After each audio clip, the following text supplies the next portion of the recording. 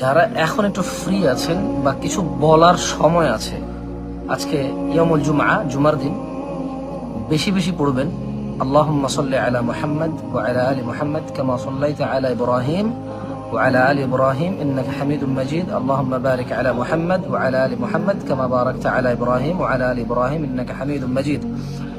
ঠিক আছে, যারা দুরুদ পারেন, মানে দুরুদ ইব্রাহিম পারেন, আপনারা পড়বেন। আর যারা দুরুদ ইব্রাহিম পারেন না, শুধু এতটুকু হলেও পড়িয়েন আল্লাহুম্মা সাল্লি আলা মুহাম্মদ।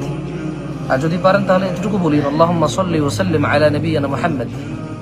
অথবা আপনি বলতে পারেন আল্লাহুম্মা সাল্লি ওয়া সাল্লিম ওয়া বারিক আলা নবিয়িনা মুহাম্মদ।